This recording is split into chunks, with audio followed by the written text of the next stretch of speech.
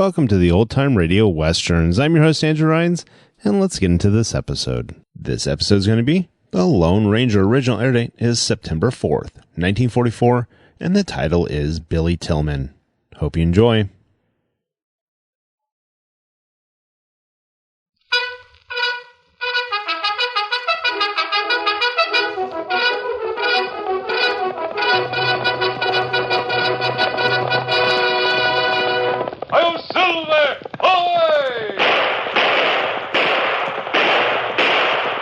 Horse with the speed of light, a cloud of dust, and a hearty "Hi-Yo Silver!" The Lone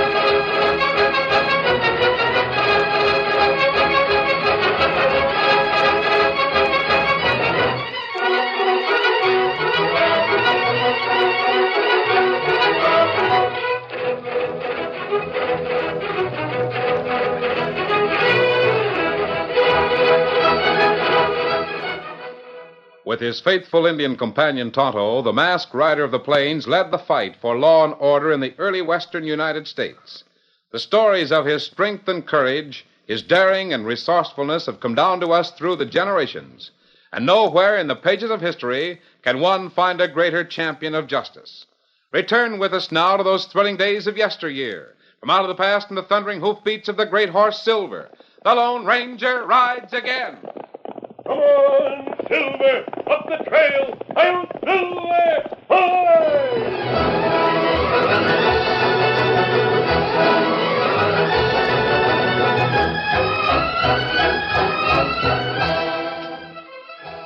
Early in the summer of 1879, Rutherford B. Hayes, then President of the United States, called to the White House James Brooks, the Chief of the United States Secret Service. You sent for me, Mr. President? Oh, yes.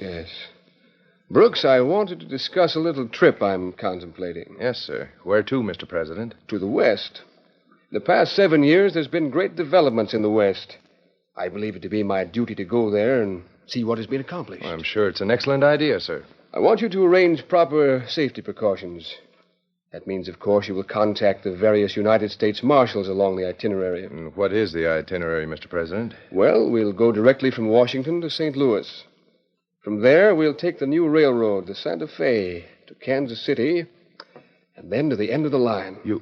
You mean Dodge City? That's correct. I have a personal invitation from Mayor Robert M. Wright of Dodge City to visit there. But, Mr. President, do you realize the danger that is involved? Dodge City is probably the wildest and wickedest city in the country, yet why it's been said... Brooks, now you've been reading too many sensational newspaper stories. Sir, I have reports from our own United States marshals throughout the West. Dodge City is all that the newspapers say it is, lawless and godless. I'd advise the President to... Brooks, I didn't ask you for advice. Pardon me, Mr. President. You will arrange proper safety measures, I assume? Yes, sir. That's all. I leave a month from today. I shall begin the arrangements at once. Good day, Mr. President. Good day.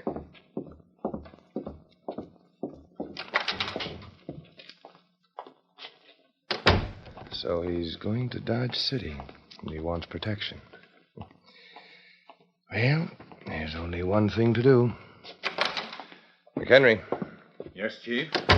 The old man's going west.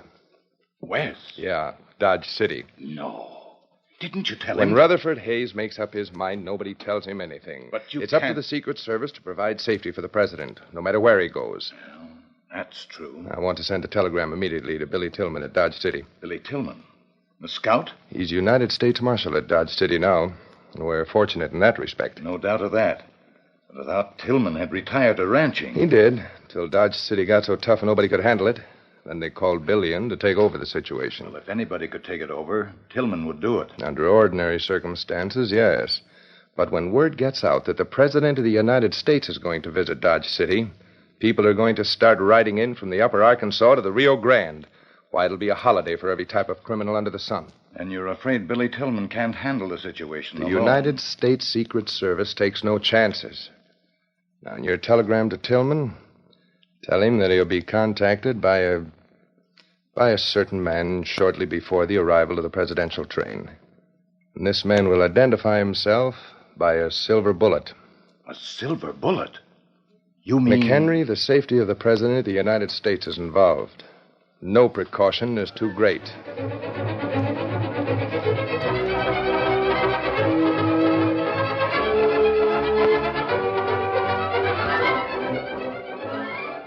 Dodge City, Kansas, far western terminus of the newly completed Santa Fe Railroad. Dodge City, end of the Chisholm Trail. Dodge City, capital of the vast cattle and buffalo empire of the West. Dodge City, the untamed metropolis, sprawled along the muddy banks of the Arkansas, populated by a polyglot of buffalo hunters, cowboys, gamblers, adventurers, and gunmen.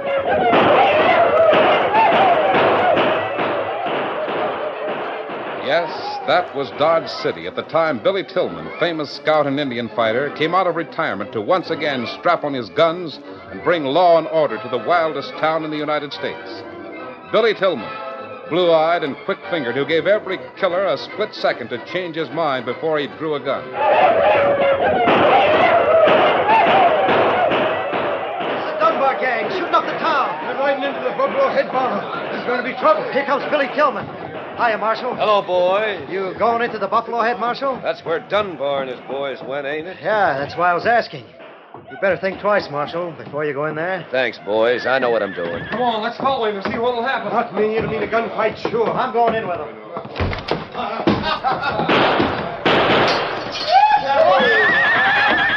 Hey, boys! Boys! Hey, look. The Tin Star. Get out of here. I reckon you boys better ride your nags out. This ain't no stable. Listen, Tin Star, I said get out.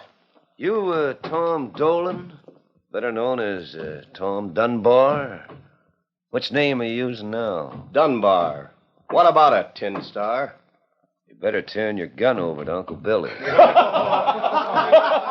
Get this, boys. The Tin Star's begging me to give him my gun. Now, if you beg real hard, Tin Star, maybe I'll give it to you. It's against the law to pull a gun in Dodge City. Didn't you know that? Here, I'll take your gun. Get away from me. Why, I'll... Let him have it, Dunbar. Think twice. Think twice. There. He took the gun right out of Dunbar's hand. Dunbar's unarmed. Coolest thing I ever saw. And when you get ready to leave town, fella, just call by the marshal's office. You can get it back. Why, you dirty Tin Star. Now get out of here, all of you. I'll be seeing you some other time, Tin Star, and you can bet on that.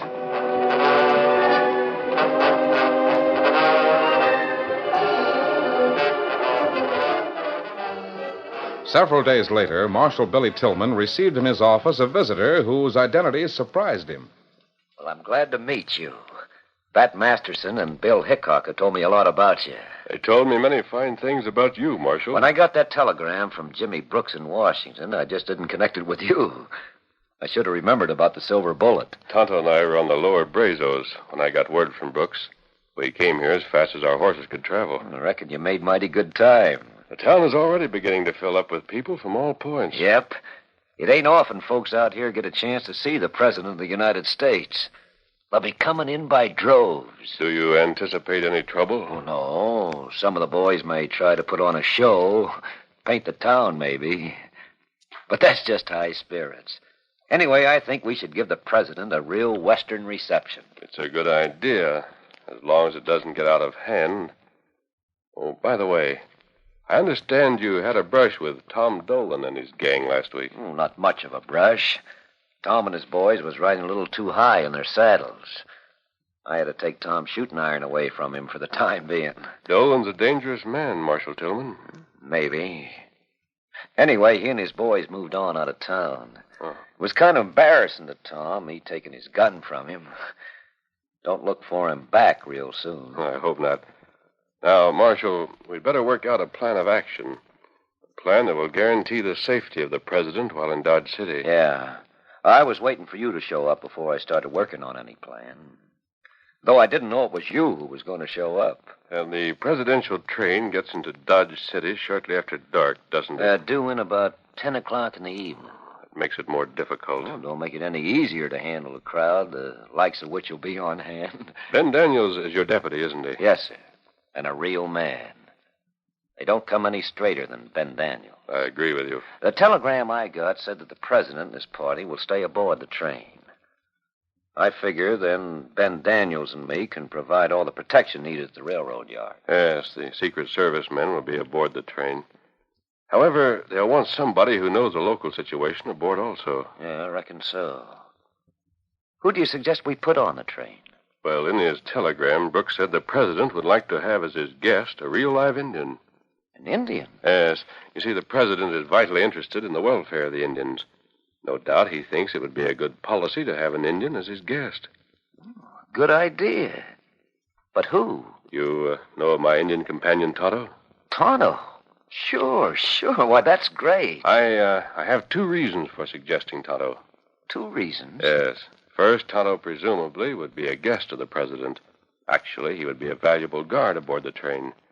See, Tonto knows every crook. And, two, he would be able to work with any plan we may have. That's right, he could. All we'd have to do is give Tonto a signal, and he'd know what was up without disturbing the president. But you said you had another reason, too. I believe the greatest triumph in Tonto's life would be meeting the president. The great white father. And that is satisfactory to you, Marshal? Sure is. But what about you? Brooks said you'd Well, for the next few days, Tonto and I will scout the parties coming in on the trails. We'll find out who the parties are. Then, the night of the president's arrival, I'll be nearby at all times. Well, that about fixes everything, I reckon.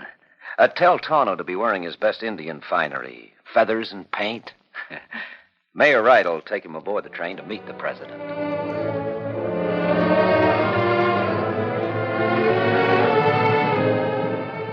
In a camp several miles down the Arkansas River from Dodge City, a group of men watched the approach of a fast-riding horseman. It's Dagger. Seems in a mighty big hurry. Maybe the Tin Star took his gun away.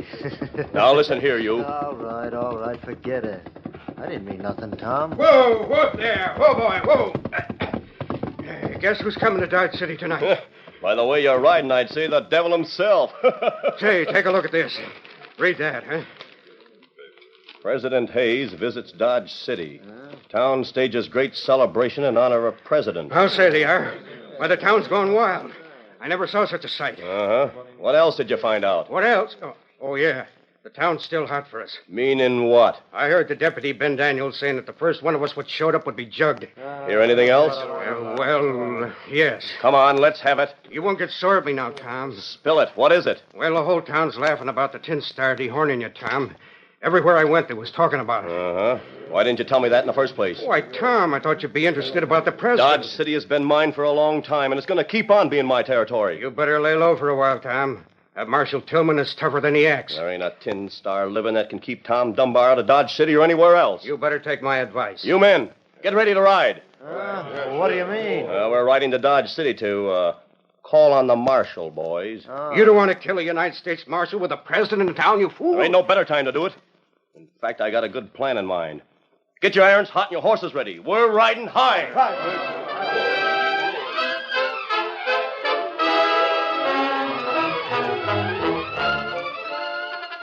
The curtain falls on the first act of our Lone Ranger story.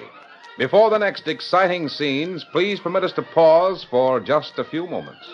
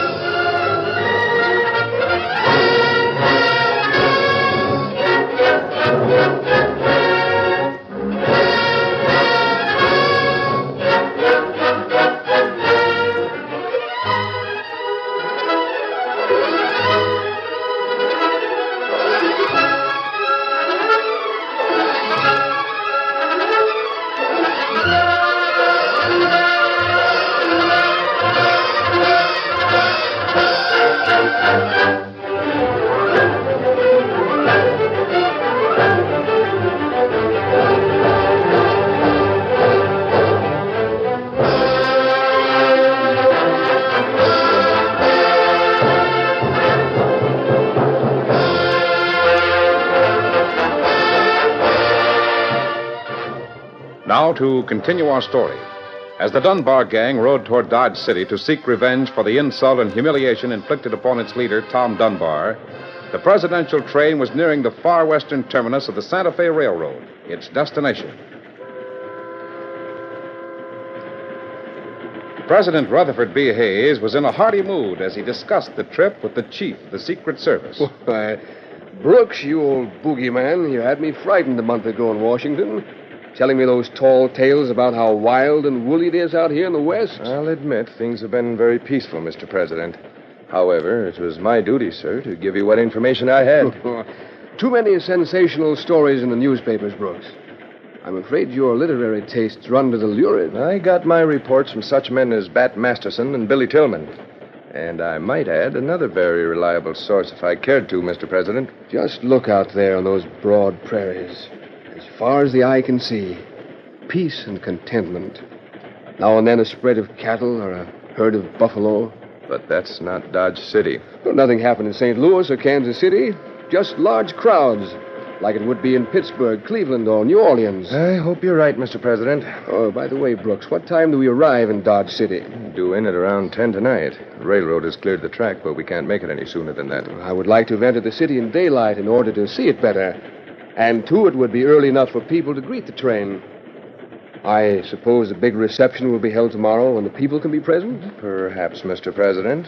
But from the reports I have, the people of Dodge City can't distinguish daylight from dark. Oh, there you go again, Brooks, you old boogeyman.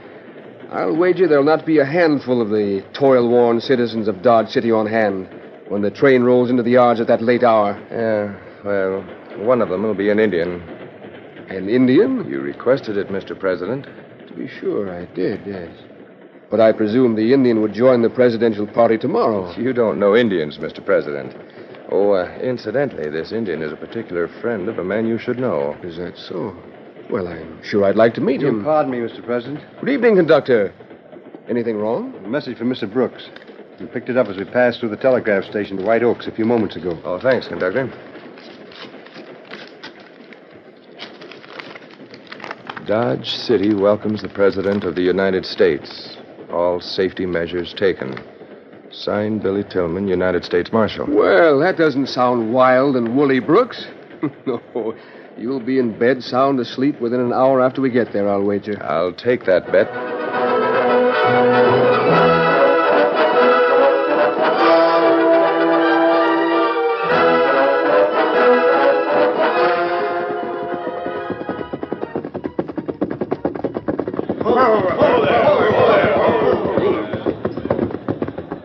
Now listen, you men, to what I gotta say. We've scouted the town and everything's perfect. Billy Tilghman has given the boys the sky for the limit, so long as nobody gets hurt. Now he wants them to have a good time.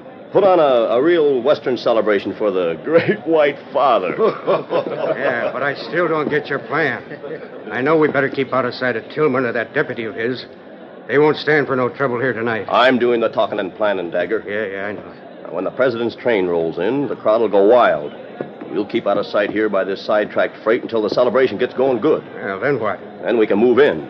Nobody will notice us in the excitement. But Billy Tilghman ain't going to be in the crowd. Him and the mayor will be up on the train platform with the president. I know. I heard that was the plan. That's exactly the way I want it.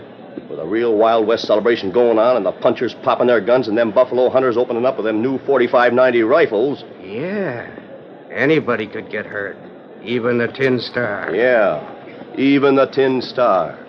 And nobody will know who done it. It ought to work out perfect. I'll do the shooting. You guys just cover me in case somebody in the crowd starts asking questions. Understand? Sure. I will meet here after the party and hightail it out of town. Here comes the train. All right, men. Now split up and ride in from the sides. I'll wait here until everything is set, and then I'll come in from the center. Right, boss. All right, on your way. Get going.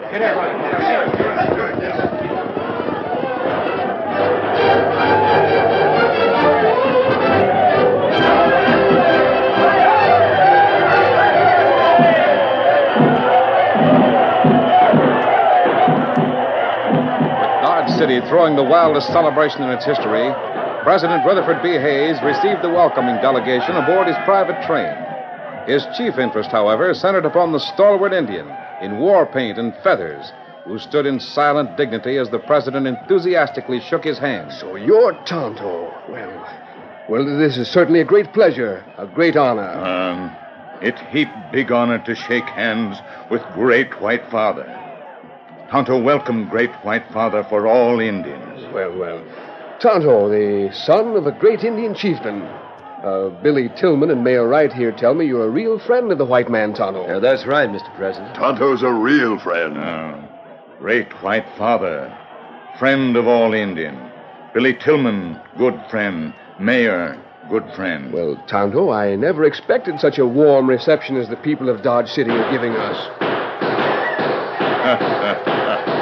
Cowboys and Indians make big noise for Great White Father. Yeah, Mr. President. That's their idea of showing how glad they are to see you. We really do it up in a big way. Tonto, I want you to meet my good friend, Jimmy Brooks. Howdy, Tonto. I've heard a lot about you. How? Jimmy, I actually believe you are still afraid this reception might turn into a war.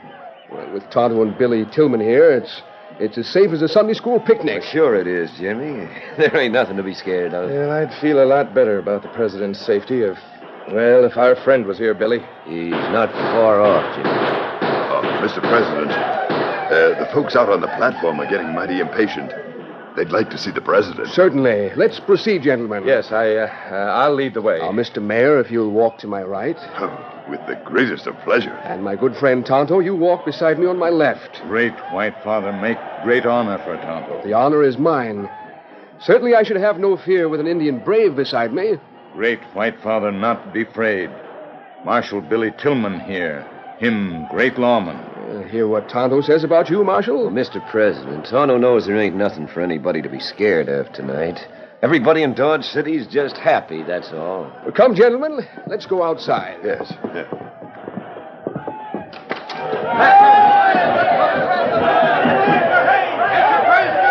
the president 3 cheers, boys!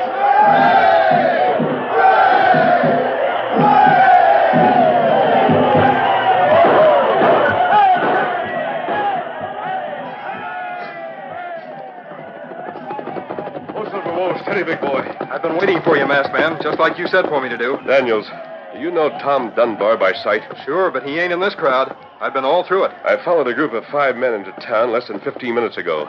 They broke up over there by that freight train on the siding. One of them remained there until a moment ago. Then he rode into the crowd. Yeah? What do you look like? Now stand in your stirrups a little higher. Then look over there. Crowd's mighty thick over there. Men and horses milling around together. Is he the tall fellow riding that big sorrel? Yeah?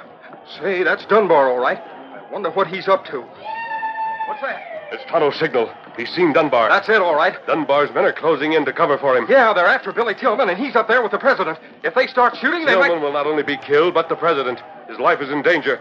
Daniels, you cover me. I'm going in after Dunbar. Oh, Tilghman!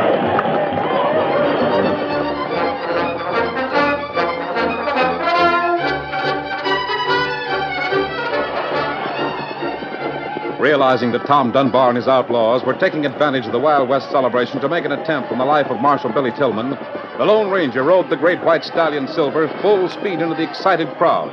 As Dunbar aimed at the marshal, standing upon the rear platform of the train beside the president, the 2 guns of the masked rider of the plains flashed into blazing action. Dunbar's guns flashed once and went spinning into the air as a silver bullet winged to its target. In a flash, the great horse Silver was beside the lathered Mustang of the outlaw. Those close by saw the powerful left arm of the masked man swing a short circle. They heard the impact of a clenched fist on the outlaw's chin. They watched Dunbar crumple and fall from the saddle as if he'd been shot. Then the roar of gunfire attracted the onlookers as the masked man reined the great horse Silver into a spinning turn. Once again, the smoking guns of the Lone Ranger went into action as the crowd scattered for cover as the gunslicks of the Dunbar gang closed in for the kill.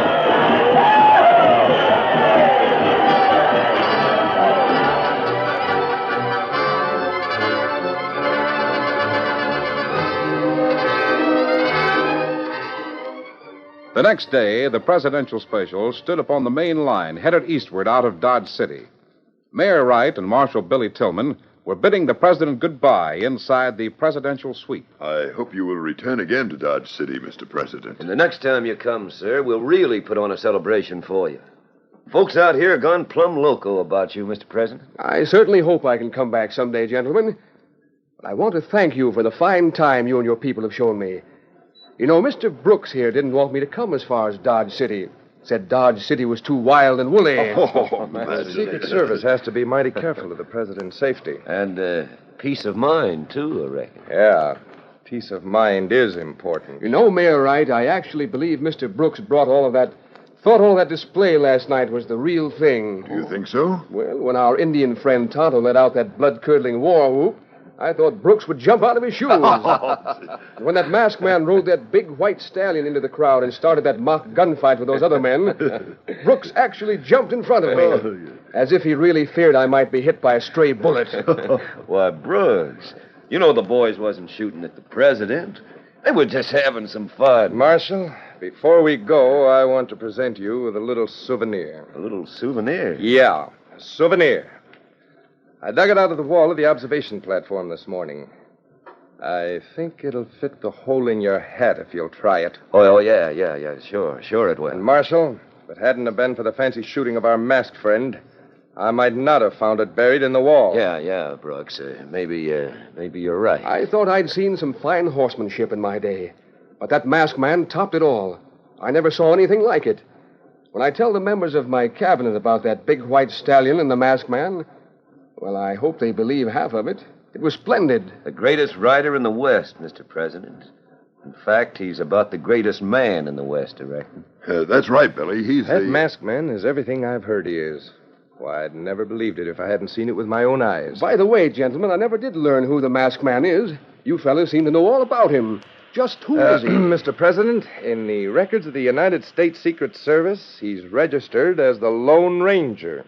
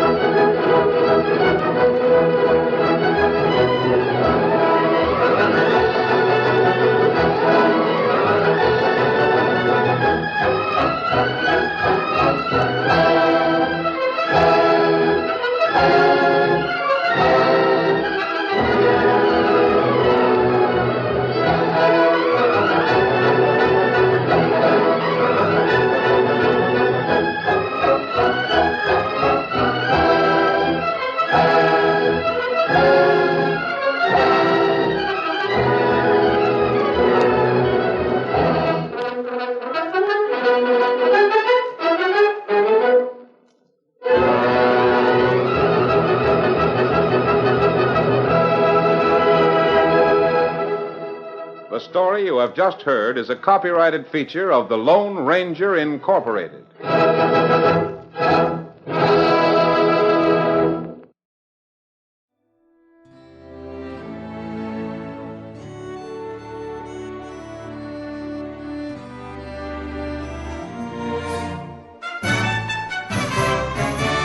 This has been a presentation of OTRWesterns.com, and we hope you enjoyed. Please take some time to like and rate our shows in your favorite podcast application. Follow us on Facebook by going to OTRWesterns.com/Facebook.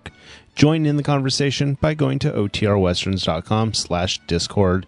And don't forget to send us an email, podcast@OTRWesterns.com.